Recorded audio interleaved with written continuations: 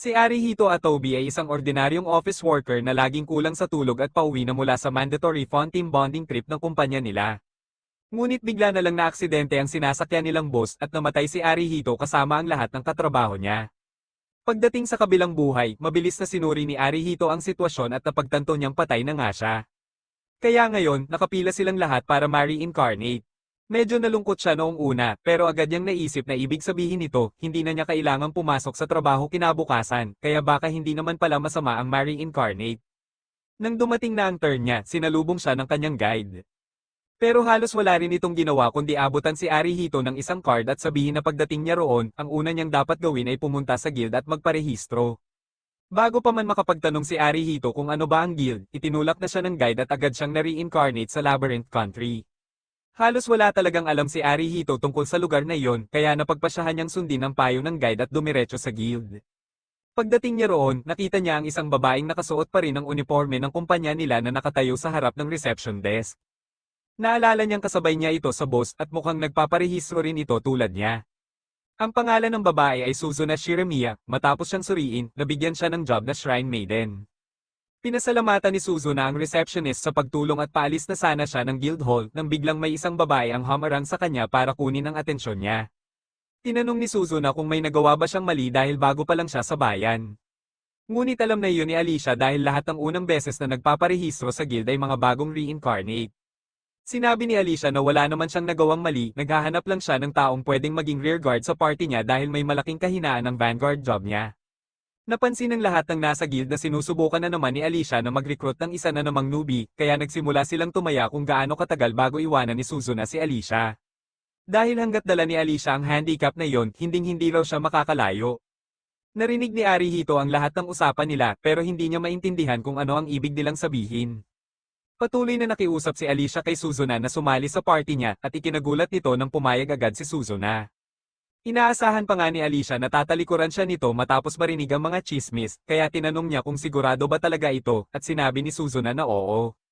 Kaya magkasama silang umalis ng guild para gawin ang una nilang mission.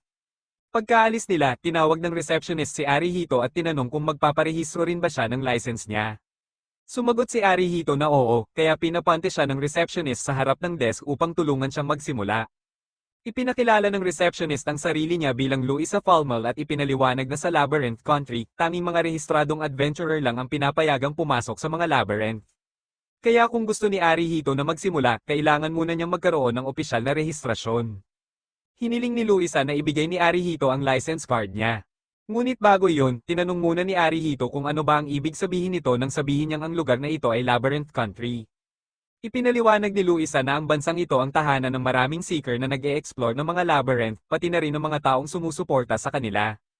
Paminsan-minsan, may mga kaluluwang reincarnate sa Labyrinth Country at nagsisimula ng panibagong buhay bilang mga seeker, kaya sanay na ang lahat sa prosesong iyon. Hindi pa rin lubos maalala ni Arihito kung paano talaga siya namatay, pero naintindihan na niya ang pangkalahatang sitwasyon. Kaya tinanong niya si Luisa kung paano ba ang tamang proseso ng pagpaparehistro at ipinaliwanag nitong napakadali lang nito. Ang kailangan lang niyang gawin ay pumili ng job na sa tingin niya ay pinakaangkop sa kanya at kapag nakita ng system na tugma ang mga skill niya rito, agad itong maaprubahan. Sandaling nag-isip si Arihito at naalala kung paano siya halos mapaslang sa trabaho ng sobrang sipag niyang manager nung nakaraang buhay. Ngayon na nasa Labyrinth Country na siya, ayaw na niyang maulit ang ganoong buhay. Kaya napagpasyahan niyang pumili ng job na magbibigay sa kanya ng madali at relax na pamumuhay. Gayunman, makalipas lang ang ilang sandali, narinig niya ang matinis na boses ng manager niyang nakatayo mismo sa likuran niya at muntik na siyang atakihin sa gulat. Ang pangalan ng manager niya ay Igarashi at hindi niya inakalang magkikita pa sila rito. Pero dahil sabay-sabay namang na-reincarnate ang buong team nila, makatwiran lang na narito rin siya. Hindi pa rin makapaniwala si Igarashi na totoo ang lahat ng ito dahil para lang daw silang nasa isang cosplay event. Pero kailangan na lang niyang tanggapin ang katotohanan kailangan nilang lumaban sa mga monster sa mundong ito para mabuhay.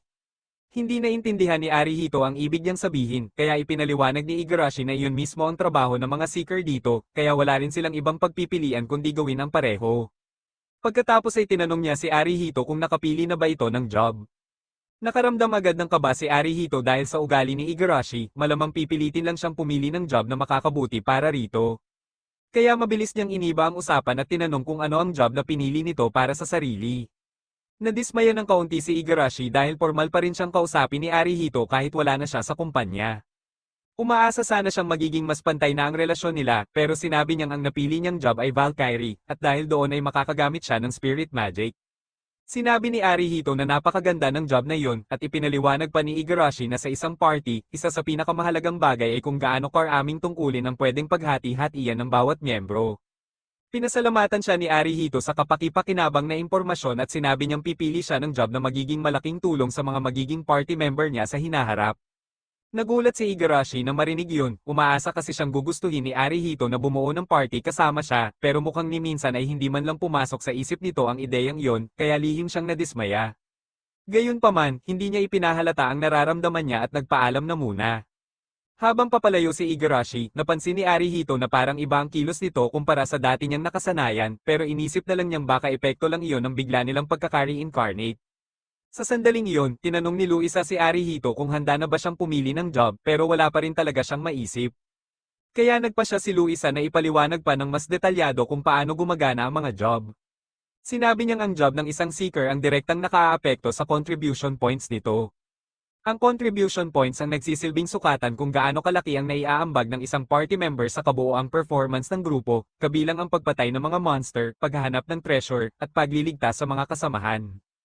Ang dami ng contribution points na mayroon ka ang magtatakda ng posisyon mo sa leaderboard, at ang ranggong iyon naman ang magpapasya sa iyong katayuan sa Labyrinth Country. Sa madaling salita, dito nakasalalay kung makakakain ka ng masarap na pagkain o mapipilitan kang matulog sa kwadra tuwing gabi. Kaya napakahalaga nito, ayaw ni Arihito na mauwi sa kwadra, kaya gusto niyang pumili ng job na mataas ang demand. Naalala niyang naghahanap si Alicia ng isang rear guard, kaya tinanong niya si Luisa kung mataas ba ang demand para rito. Sinabi ni Luisa na oo, dahil ang mga rear guard ang sumusuporta sa party mula sa likuran at napakahalaga nila para tumaas ang posibilidad na magtagumpay ang isang mission. Pagkarinig nito, isinulat ni Arihito ang rear guard bilang job niya, pero hindi niya alam na ang rear guard ay pangkalahatang tawag lamang para sa mga support job. Nang makita ni Luisa na rear guard talaga ang isinulat niya, natigilan ito dahil ngayon lang siya nakakita ng ganitong kaso. Wala rin siyang ideya kung ano mismo ang magiging kakayahan ni Arihito. Kaya kahit ayaw man niyang sabihin, ipinaalam niyang malamang mahihirapan si Arihito na makahanap ng party. Nakonsensya rin si Luisa dahil hindi niya naipaliwanag ng maayos ang proseso, kaya para makatulong, binigyan niya si Arihito ng ilang mercenary ticket na pwede niyang gamitin habang inaalam pa ang mga lakas at kahinaan niya. Pagtingin ni Arihito sa job card niya, nakita niyang marami siyang skill na pwedeng pagpilian, mula defense support at attack support hanggang recovery support. Mukhang kapaki-pakinabang ang lahat ng skill, pero ang pinaka-interesado muna si Arihito ay pataasin ang depensa niya. Matapos pag-isipan ng defense support, naisip din niyang kumuha ng recovery support para makapag-heal. Pero nagbago ang isip niya dahil hindi pa niya alam kung may mga potion o iba pang paraan ng pagpapagaling sa mundong ito. Kaya ang una niyang skill point ay inilaan niya sa defense support. Gayunpaman, wala siyang napansing anumang pagbabago sa katawan niya. Wala rin siyang paraan para malaman kung tama ba o maling desisyon ang napili niyang job hanggat hindi siya nakakasali sa isang party. Kaya napagpasyahan niyang hayaan na lang munang dalhin siya ng sitwasyon. Pumunta siya sa Mercenary Guild para gamitin ang mga ticket na ibinigay sa kanya. Lumalabas na ang mga ticket na iyon ay nagbibigay sa kanya ng karapatang kumuha ng isang mercenary na pansamantalang lalaban sa tabi niya. Kaya hiniling ni Arihito kung pwede siyang kumuha ng isang Vanguard fighter na gumagamit ng shield. Ipinaliwanag ng babae na ang natitira na lang nilang mercenary ay isang lizard woman, pero isa itong rogue, kaya malaking tulong pa rin ito kay Arihito.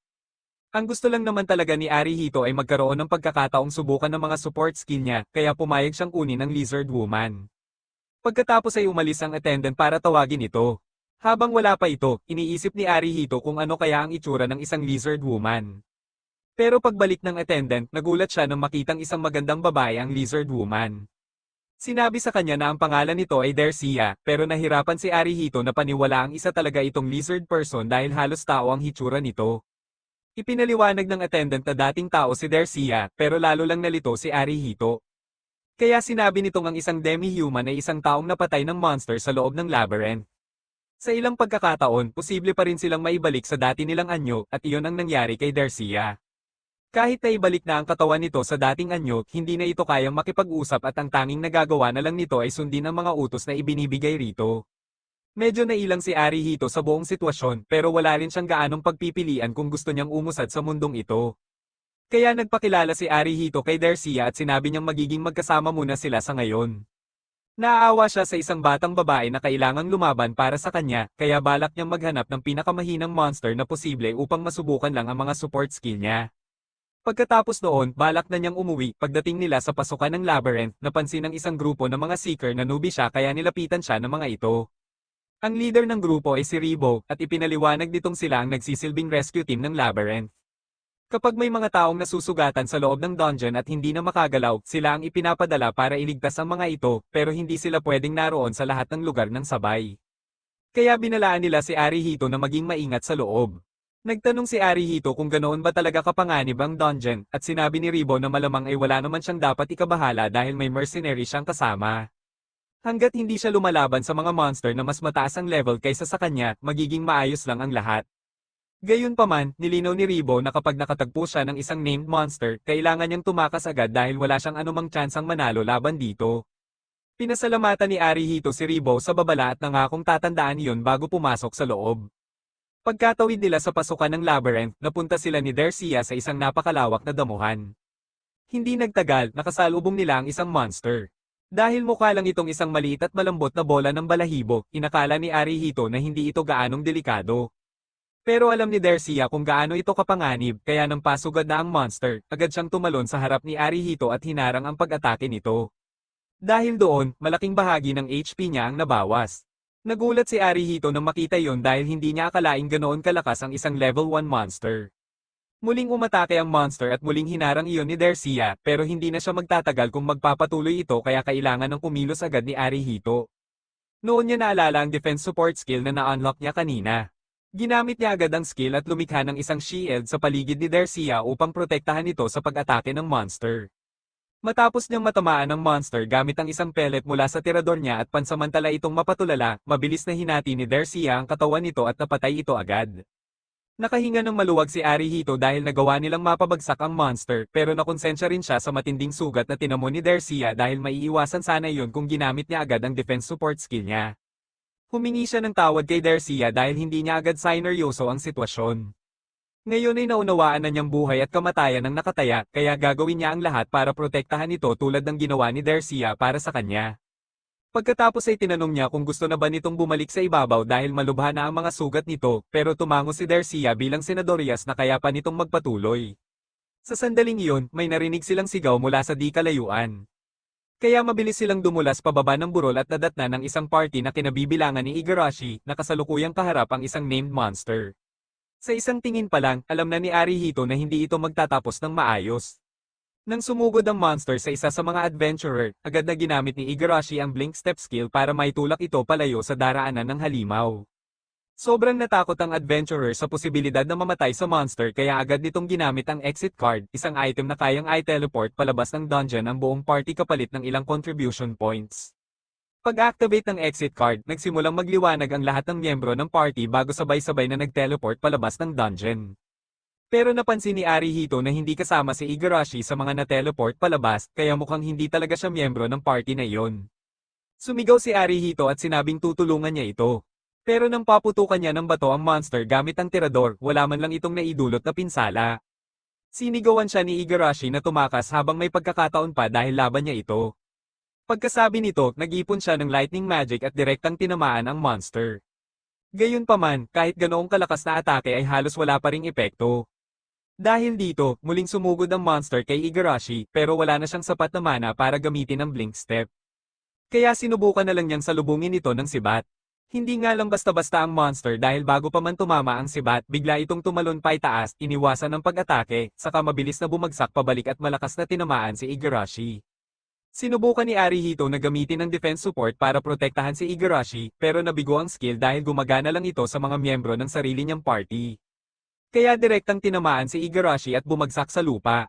Sinubukan pa rin siyang utusan ni Igarashi na tumakas, pero tumanggi si Arihito na iwan siya. Nang si Arihito naman ang puntiryahin ng monster, agad na hamarang si Dercia upang saluhin ang pag-atake, habang ginamit naman ni Arihito ang defense support para protektahan siya.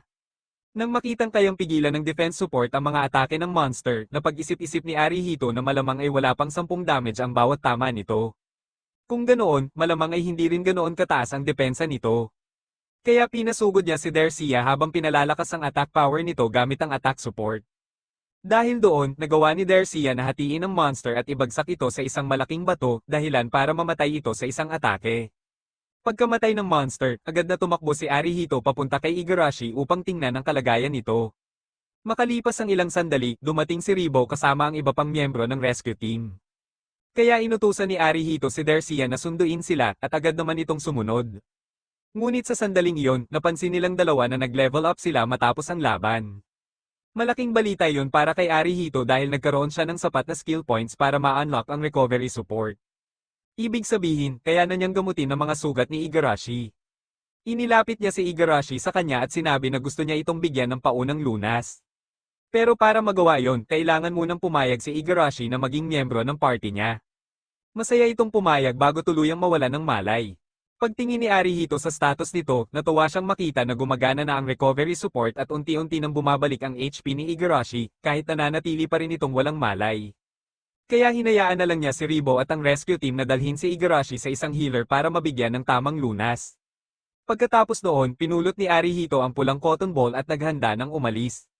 Pero biglang dumating sina Alicia at Suzuna dahil narinig nila ang kaguluhan sa lugar at gusto nilang tingnan kung ano ang nangyari. Tinanong nila si Arihito kung ano ang nangyari at ipinaliwanag niyang nagkataon lang na nakasalubong niya ang isang named monster. Pero maayos na ang lahat dahil napatay na niya ito. Labis na nagulat si Alicia nang marinig iyon dahil ang isang named monster ay sapat na para lipulin ang isang buong level 3 party kapag hindi sila naging maingat.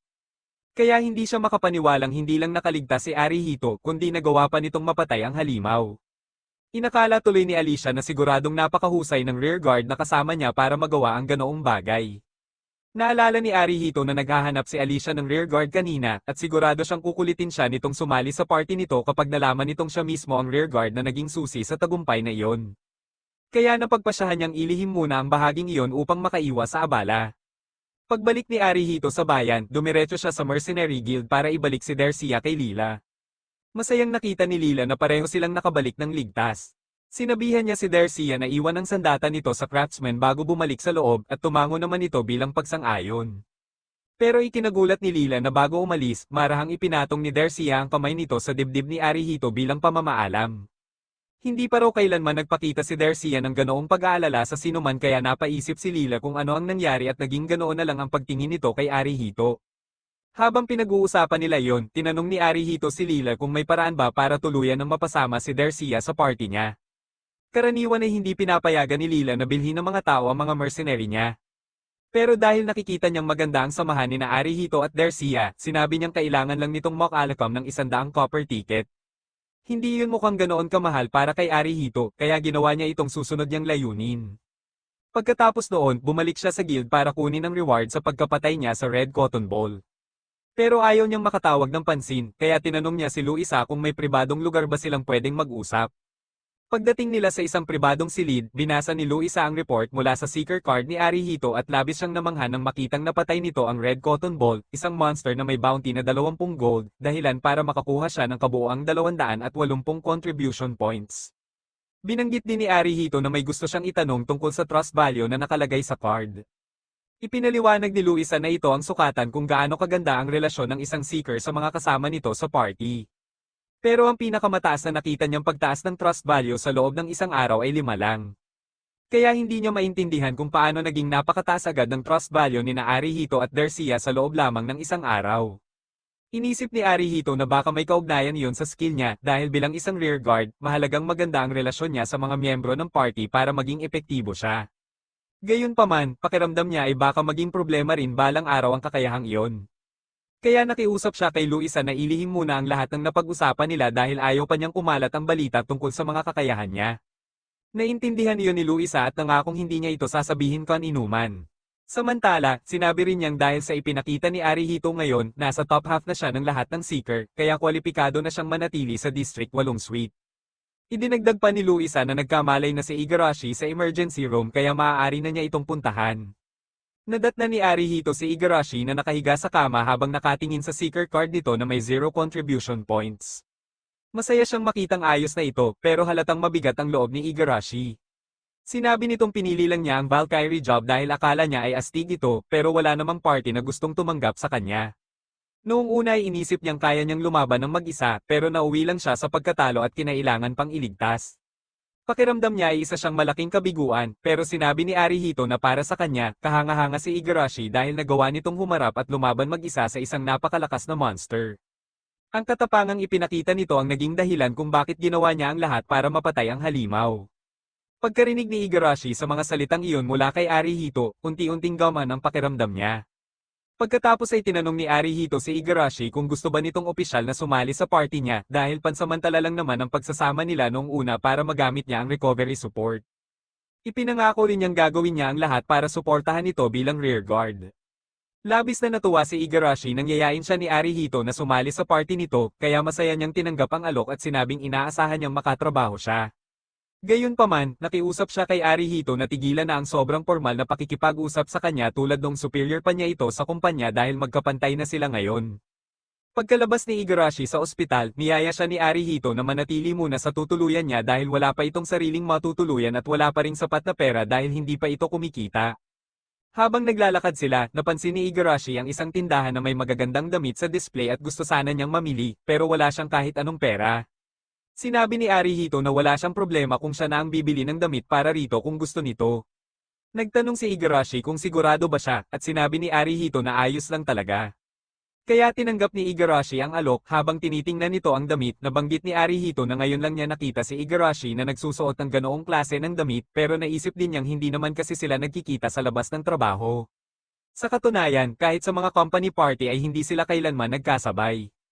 Ipinaliwanag ni Igarashi na may dahilan yon, medyo nakakahiya mang sabihin, pero may curfew pa rin siya noon. Bagamat parang nakakahiya yon sa edad niya, halos kontrolado ng mga magulang niya ang bawat bahagi ng buhay niya kaya wala siyang nagawa. Pagkatapos, may isang kliyente ng ama niya ang nag-alok na pakasalan siya, at ayaw niyang pati ang bahaging iyon ng buhay niya ay kontrolin pa rin ng mga magulang niya. Kaya nagsumikap siyang magtrabaho para maging independyente at wala nang makialam sa mga desisyon niya. Pagsapit ng gabi, magkasamang kumain sina Arihito at Igarashi sa isang kainan at pakiramdam ni Arihito ay mas naiintindihan na niya ngayon si Igarashi dahil alam na niya kung bakit ito laging porsigido pagdating sa trabaho. Habang kumakain sila, narinig niya ang ilang taong nag-uusap tungkol sa pagbabalik ng Death Sword sa bayan. Noong una ay hindi niya ito pinansin, pero nang marinig niyang si Alicia pala ang tinutukoy nilang Death Sword, bigla siyang naging interesado. Narinig niyang pinag-uusapan ng mga seeker na may bagong rookie na raw na-recruit si Alicia matapos nitong umalis sa White Knight Brigade. Nang gabing iyon, naghahanda ng matulog sina Arihito at Igarashi at naglagay sila ng kurtina sa gitna ng kama para makatulog silang magkasama. Pero kalagitnaan ng gabi, ginaising ni Igarashi si Arihito at humingi ng paumanhin sa pag-istorbo. Sinabi nitong pwede ba siyang humarap na lang sa kabilang direksyon habang natutulog. Nilinaw ni Igarashi na hindi iyon dahil iniisip niyang may masama itong gagawin, pero nang humarap ito sa kanya ay bigla siyang nakaramdam ng kakaiba. Sa sandaling iyon, napagtanto ni Arihito na dahil magkatapat silang nakahiga, parang nasa rear guard at vanguard formation sila, kaya na-activate ang epekto ng skill niyang nagpapataas ng affection. Kung magtatagal pa siya roon, baka maging mas komplikado ang sitwasyon. Kaya napagpasyahan niyang sa sofa na lang matulog ng gabing iyon. Hindi niya akalaing nananatiling aktibo ang rear guard skill niya kahit nasa labas sila ng labanan. Kung ganoon ang kaso, kailangan na talaga niyang bumili ng sarili niyang kama kinabukasan. Kinaumagahan, muling kinuha ni Arihito si Dercia bilang mercenary upang samahan silang muli ni Igarashi sa labyrinth. Pero bago sila pumasok, gusto muna ni Arihito na kunin ang mga sandata at baluting ginawa mula sa red cotton ball na napatay niya. Nagawa nilang gumawa ng red buckler na may fire resistance para kay Dercia, isang scarf na may fire resistance para kay Igarashi, at isang flame upgrade para sa tirador ni Arihito. Ngayon na may dalawa na siyang vanguard sa tabi niya, sigurado si Arihito na mas madali na nilang malalampasan ang labyrinth. Habang lumilipas ang araw, napatay ng grupo ang 12-dosenang monster. Hindi nagtagal, narating nila ang pasukan ng ikalawang palapag ng labyrinth. Pero hindi iniisip ni Arihito na magandang ideya ang bumaba agad dahil may narinig siyang balita na may nakitang named monster sa ibaba, at sinasabing kaya nitong lipulin ang isang buong level 3 o level 4 party. Kaya ayaw niyang isugal na makasalubong ang halimaw na iyon. Gayunpaman, bigla silang nakarinig ng mga sigaw mula sa kabilang panig ng portal at mukhang may nasa panganib. Kaya hindi niya kayang pabayaan ang mga ito, magkakasama silang tumawid sa portal. Pagdating sa kabilang panig, nadatnan nila sina Alicia at Suzuna na kaharap mismo ang named monster na kinatatakutan ni Arihito. Sinabihan ni Alicia si Suzuna na tumakas habang may pagkakataon pa bago siya sumugod upang labanan ang monster. Nagawa niyang magbigay ng sapat na pinsala para mapatay ito pero may ilan pang bee-monster na kailangang harapin. Kaya sinabi ni Arihito sa mga kasama niya na tulungan siyang ubusin ang mga bubuyog. Matapos mapatay ang lahat ng bee-monster, nilapitan ni Arihito si Suzuna at tinanong kung ayos lang ba ito. Sinabi ni Suzuna na ligtas naman siya pero nalulungkot siya dahil pakiramdam niya ay pabigat lang siya kay Alicia dahil sa kahinaan niya. Tiniyak ni Alicia na hindi iyon totoo dahil sa pagpunta nila rito, marami na ring monster ang napatay ni Suzuna ng mag-isa. Sinabi rin ni Alicia na kailangan pa nilang magpatuloy para lumakas pa si Suzuna bago sila makabalik. Nang marinig iyon ni Arihito, tinanong niya kung ang tinutukoy ba nito ay ang White Knight Brigade dahil kung ganoon ay may gusto siyang itanong. Pero sinabi ni Alicia na wala siyang balak bumalik sa White Knight Brigade. Ipinaliwanag niyang ang gusto lang niya ay iligtas si Misaki. Sinabi rin niyang si Misaki ang matalik na kaibigan ni Suzuna. Noong pumipili sila ng job, pinili ni Misaki ang gambler na mukhang hindi magandang desisyon. Pero naniniwala si Misaki na napakaswerte niya kaya akala niya ay magiging maayos ang lahat.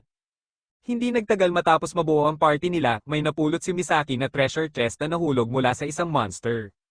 Pagkabukas nito, bigla siyang na-teleport sa hindi alam na lugar sa loob ng palapag na ito. Kaya kailangan nila siyang mahanap sa lalong madaling panahon. Ayaw ni Igarashi na isipin na mag-isang naiwan si Misaki sa palapag na ito dahil siguradong mapapahamak ito kapag nakasalubong ng mga monster. Kaya inalok niyang tulungan sina Alicia at Suzuna sa paghahanap. Nagpasalamat si Alicia sa alok at sinabi rin ni Arihito na susuportahan niya sila. Natuwa sina Alicia at Suzuna nang marinig yun, matapos makita ang ipinakitang kakayahan ni Arihito kanina, mas naging kampante silang mahahanap nila si Misaki. Gayunpaman, kahit sapat ang lakas nila ngayon, kulang pa rin sila sa bilang. Kaya tinanong ni Arihito kung may iba pa bang party sa palapag na ito dahil gusto niyang humingi rin ng tulong sa paghahanap. Sa kasamaang palad, sinabi ni Alicia na wala nang ibang party sa ikalawang palapag sa ngayon. Gayunpaman, naalala niyang pakiramdam niya ay may nagmamasid sa kanya noong una siyang dumating dito.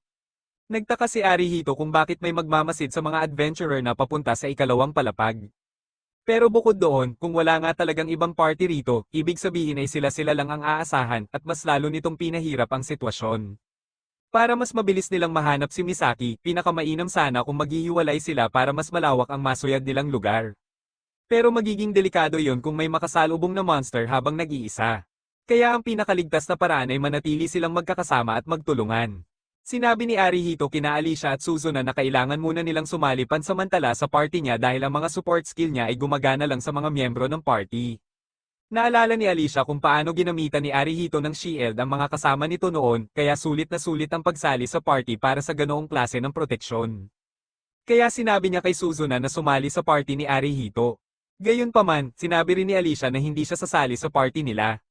Dahil mas mataas ang level niya kaysa sa iba, mas mababa ang experience na makukuha nila sa bawat laban kung magiging miyembro siya ng party. Kaya mas mabuti pang sumama na lang siya bilang isang solo seeker. Wala namang tutol si Arihito roon, pero bago sila umalis, may gusto muna siyang itanong kay Alicia. Naalala niyang narinig niyang sinabi nito sa guild ilang araw na ang nakalipas na may malaking kahinaan ang vanguard job nito. Kaya tinanong niya kung dapat ba nilang malaman yun dahil magkakasama silang lalaban. Pero hindi sumagot si Alicia, sa halip, nakiusap siya kay Arihito na kapag sinabi niyang tumakbo ang lahat siguraduhin nitong iiwan siya at ililigtas ang iba. Sinabi pa niyang binigyan na niya si Suzuna ng exit scroll, kaya madali silang makakatakas kung may mangyaring delikado. Pumayag si Arihito sa hiling ni Alicia, pero hindi niya maiwasang mag-alala dahil kung hindi miyembro ng party niya si Alicia, wala siyang magagawa para protektahan ito gamit ang mga support skill niya.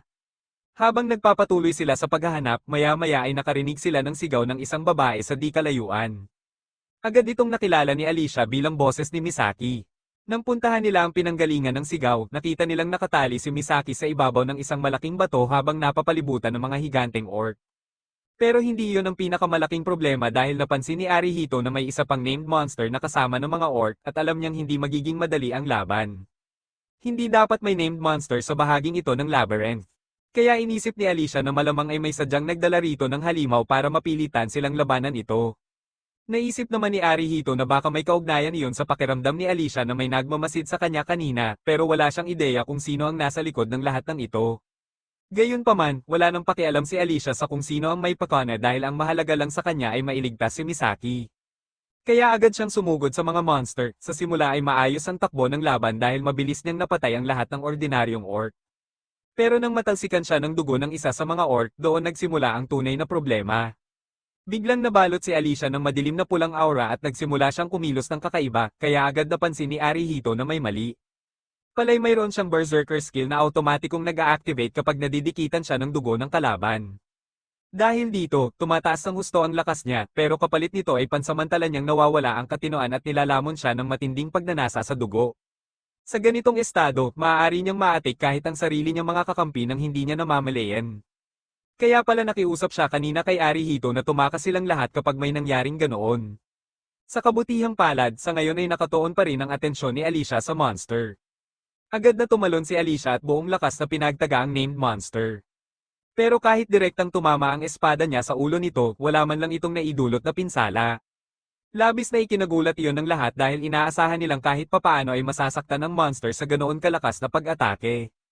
Pagkatapos noon, gumamit ang monster ng isang sonic attack na tumama kay Alicia at nagpabagsak sa kanya sa lupa. Saka siya nito dinampot at mahigpit na pinisil, mukhang alanganin na ang sitwasyon ni Alicia, pero kahit nasa ganoon siyang kalagayan, sinigawan pa rin niya si Arihito at ang iba na iwan na lang siya at tumakas dahil ayaw niyang madamay sila. Naisip ni Arihito na kung tutuusin, wala silang kahit anong pag-atake na kayang pumatay sa monster, at makakatakas silang lahat kung gagamitin lang nila ang escape stone at iiwan si Alicia. Pero hindi iyon ang pipiliin niyang gawin, kinuha niya ang tirador niya at tinutok ito sa mata ng monster. Hindi man ito nakapinsala, sapat naman ng tama para pansamantalang ma-stun ang monster at mapabitaw nito si Alicia. Nagkaroon tuloy ito ng pagkakataong makahinga, habang wala na sa panganib na Modorage si Alicia, hinarap ni Arihito ang mga kasama niya at sinabi niyang magiging mas mapanganib pa ang laban mula rito. Kaya kung gusto nilang gamitin ang exit scroll at umalis na sa labyrinth, hindi niya sila pipigilan. Pero walang sino man sa kanila ang gustong iwan si Arihito. Sinabi nilang mananatili silang lahat upang tumulong. At kung talagang wala ng pag-asang manalo, sabay-sabay na lang silang gagamit ng exit scroll para makatakas. Natuwa si Arihito na makita kung gaano katatag ang suporta ng mga kasama niya. Gayunpaman, alam niyang kulang pa rin ang lakas nila para talunin ang monster. Ang tanging may kakayahang makipagsabayan dito ay si Alicia. Kaya nakaisip si Arihito ng isang plano at agad niyang hiniling kay Alicia na sumali sa party niya. Alam niyang hindi naging sapat ang huling pag-atake ni Alicia, pero kung mapapalakas niya ito gamit ang attack support, baka magkaroon ito ng sapat na lakas para mapatay ang monster. Sa una ay nag-atubili si Alicia, pero pumayag din siya. Agad naman siyang sinabihan ni Arihito na gamitin ang pinakamalakas niyang atake upang mas ulit ang epekto ng attack support at makapagbigay ng tunay na pinsala sa monster. Naunawaan iyon ni Alicia kaya agad siyang nagpakawala ng dalawang sunod-sunod na ultimate skill. Sa wakas ay napatay nila ang monster, pero dahil sa sobrang bigat ng naging laban, halos hindi na makagalaw si Alicia sa matinding pagod. Samantala, mula sa isang kalapit na burol ay lihim na nanonood ang mga taong nagplano ng buong patibong na ito. Hindi nila inasahang magagawang patayin ni Alicia ang monster, kaya isinagawa nila ang kanilang pangalawang plano at sinubukan siyang barilin ng palaso. Sa kabutihang palad, agad napansin ng mga kasama ni Arihito ang presensya nila bago pa sila makapagpaputok. Dahil sa pagtutulungan ng lahat, nagawa nilang pabagsakin ang tatlong salarin. Pagkatapos noon, nilapitan ni Arihito si Alicia upang tingnan ang kalagayan nito. Sa kabuuan ay maayos naman siya, pero sobrang pagod kaya halos hindi na makagalaw. Sinabi ni Arihito na agad niyang gagamitin ang recovery support para mapagaan ang pakiramdam nito. Sinabi rin niyang ligtas na si Misaki dahil sa ginawa ni Alicia. Makalipas ang ilang sandali, nagkamalay si Misaki at labis ang ginhawang naramdaman niya nang makita sina Suzuna at ang iba dahil akala niya ay hindi na siya mailigtas.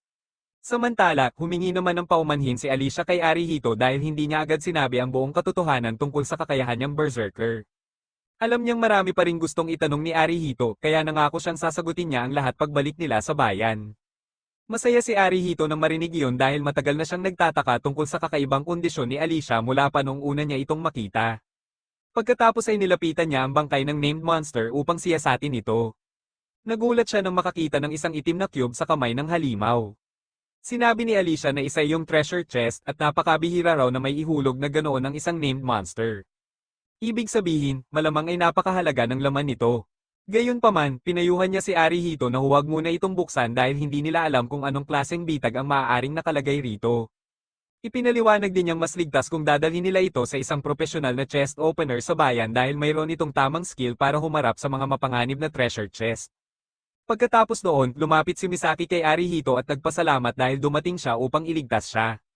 Humingi rin siya ng paumanhin sa lahat ng naging abala dahil hindi pa niya alam noon kung gaano kapanganib ang labyrinth at naging pabaya siya. Nangako rin siyang hindi na niya hahayaang maulit pa yon. Pagkatapos niyang humingi ng tawad, sinabi naman ni Misaki na sobrang gutom na siya matapos ang lahat ng nangyari kaya nakiusap siyang ilibre siya ni Arihito ng tanghalian. Medyo nabigla si Arihito sa hiling na iyon pero pumayag na rin siya dahil inaasahan naman niyang malaki ang magiging reward nila sa pagkatalo ng named monster kaya wala namang masama kung ililibre niya ang lahat ng pagkain. Makalipas ang ilang sandali, bumalik ang grupo sa bayan at nagtungo sa guild upang iulat ang lahat ng nangyari sa labyrinth. Halos himatayin si Luisa nang mabasa niya ang log ni Arihito at malaman niyang napatay nito ang isang juggernaut. Agad niya itong pinapunta sa isang pribadong silid dahil siguradong magkakagulo kapag nalaman ng ibang tao ang nagawa niya. Sa loob ng silid, ipinaliwanag ni Luisa na may iba't ibang rarity ang mga named monster at ang juggernaut na napatay ni Arihito ay isa sa pinakamalalakas sa mga ito. Kamakailan lamang, may ilang party na nagsanib puwersa upang talunin ang juggernaut, umabot sa halos 24 na tao ang kabuuan nila, pero lahat sila ay nabigo. Ang tanging nakaligtas ay ang mga miyembro ng party ni Bergen, at nangyari lang iyon dahil agad nilang iniwan ang iba para iligtas ang sarili nila. Sila rin pala ang mga taong gumamit kay Misaki bilang pain upang maakit si Alicia sa juggernaut. Inaasahan nilang mapapahina ni Alicia ang halimaw para sila na lang ang tatapos dito at aangkin ng lahat ng kredito. Sinabi ni Luisa kay Arihito na ang guild na ang bahala sa kaparusahan ng mga salarin, kaya makakasiguro siyang mananagot ang mga ito sa kanilang mga ginawa. Habang pinag-iisipan iyon ni Arihito, napagtanto niyang wala pala siyang gaanong alam tungkol sa sistema ng batas sa mundong ito. Kaya tinanong niya si Luisa kung mayroon bang hari ang bansang ito. Sinabi ni Luisa na wala na dahil matagal nang ipinatapon ng pamilyang nagtatag ng mga distrito. Kaya sa kasalukuyan, ang church at ang guild ang may pinakamataas na kapangyarihan. Tinanong naman ni Arihito kung ang dahilan ba kung bakit pumapasok ang mga tao sa mga labyrinth ay dahil iyon ang nais ng bansa. Sumagot si Luisa na ganoon nga ang sitwasyon, ipinaliwanag niyang parang isang malaking paligsahan ito sa pagitan ng iba't ibang bansa upang makita kung sino ang unang makakalinis sa labyrinth dahil mayroon itong maraming pasukan na nakakalat sa iba't ibang bahagi ng mundo. Gayunpaman, sinabi ni Luisa na hindi rin niya alam kung ano talaga ang pinakalayunin ng lahat ng iyon. Pagkatapos ay sinimulan niyang bilangin ang contribution points na nakuha ni Arihito sa araw na iyon. Labis siyang nabigla nang makita na dahil sa lahat ng mabubuti niyang nagawa at sa dami ng malalakas na monster na napatay niya, umabot sa napakalaking 1,600 contribution points ang nakuha niya sa isang araw. Dahil dito, bigla siyang umakyat hanggang ikalawang pwesto sa leaderboard, isang napakalaking tagumpay para sa isang taong kamakailan pa lamang naging adventurer. Makalipas ang ilang sandali, pumasok si Misaki at tinanong si Arihito kung tapos na ba siya dahil gusto na niyang lumabas para maghapunan. Habang naroon pa sila, naisip ni Arihito na yayain na rin si Luisa dahil ililibre na rin naman niya ang buong party niya ng pagkain. Masaya namang tinanggap ni Luisa ang imbitasyon, ng gabing iyon, sabay-sabay silang nagtungo sa isang restaurant. Pagkaupo nilang lahat at may hain ang pagkain, sinabi ni Arihito na may mahalaga siyang gustong ipaalam sa grupo. Sinabi niyang isa sa pinakamalaki niyang layunin ay ang makalakam ng sapat na pera upang mabili si Darcia at tuluyan na itong maging permanenteng miyembro ng party nila, at kapag nagawa na niya iyon, hahanap siya ng paraan upang maibalik si Darcia sa pagiging tao nitong anyo.